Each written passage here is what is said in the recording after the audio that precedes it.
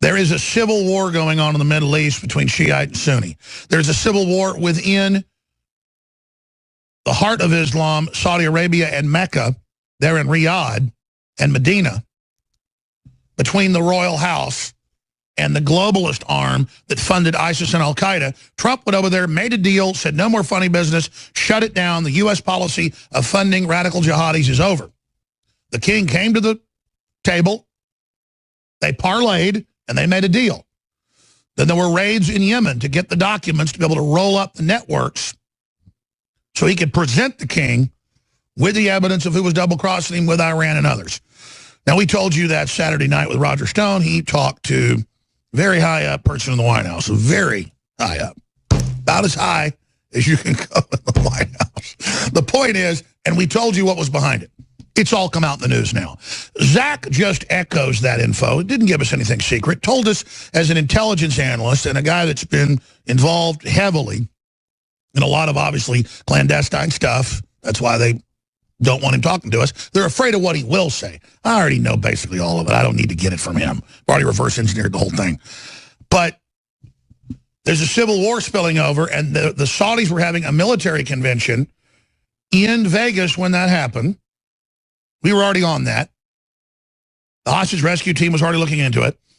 And that this was blowback with this very sheik who got arrested, the prince, who hates Trump and is funding the Democrats and the Never Trumpers and works with the Bushes. And their whole New World Order global network is being rolled up. Their helicopters are blowing up. They're getting killed in firefights. I mean, this is happening.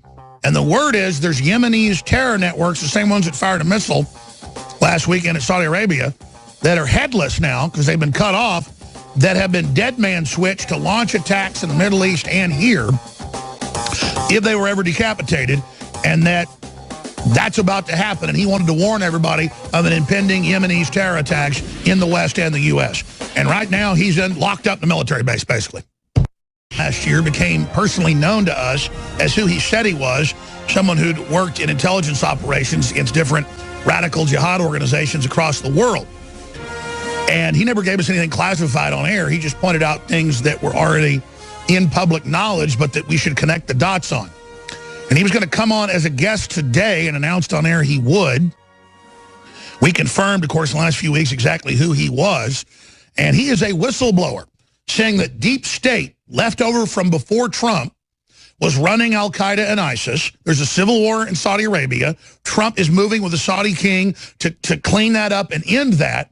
But the Democrats and globalists, and John McCain namely, are using that breakaway network of Yemenis, terrorists, and others in Europe and the U.S. to prepare new attacks in Saudi Arabia and here, and that those attacks are imminent.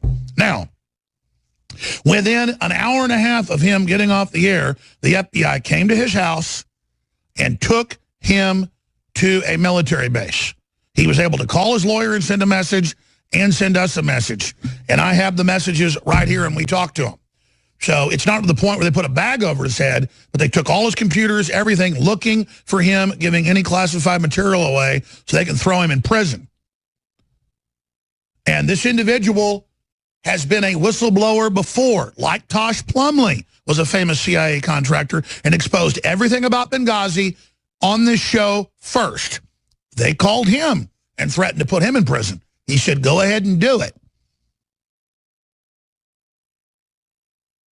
In this case, they have grabbed Zachary, who's asked us not to give out his full name and information.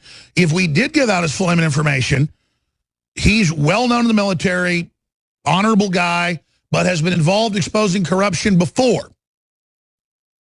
So this is very, very credible. And the media out there making jokes about this, listen, this is serious.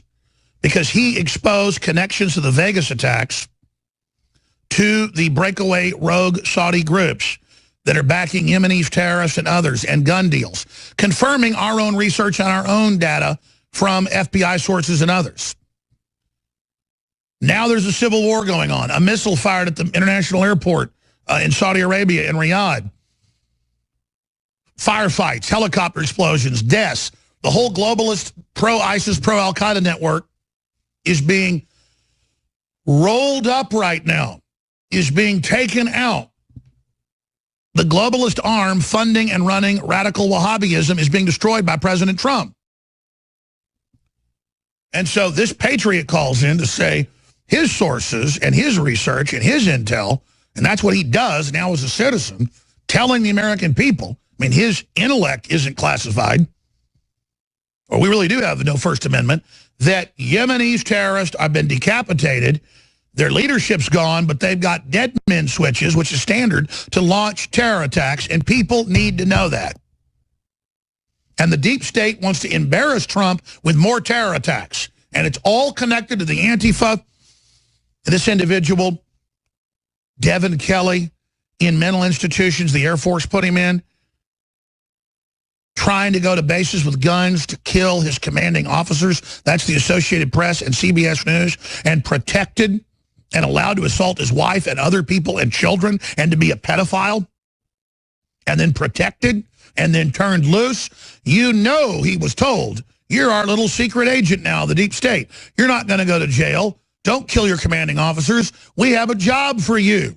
And just like a wind-up toy, right out of a government mental institutions, allowed to get guns, the files not put into the NICS system on purpose, so their wind-up toy, classic Manchurian candidate. Let's put Devin Kelly on screen. And what did our source start talking about yesterday? He said, I can't get into this, and I can't get into him, and I can't get into his background, but it's all in the news. And absolutely, there it is. Mind control. If they can't hype up a revolution on November 4th, they'll activate their sleeper cells. And let me tell you something. They got hardcore drugs. They got programming. They got it all. And the proof is they put him in a mental institution for trying to kill his chain of command with weapons. And they let him out. And then they let him continue to attack people and did nothing. They protected him, just like Major Hassan at Fort Hood for 2 years was talking to the #2 in Al-Qaeda about his attacks. And the CIA knew and did nothing.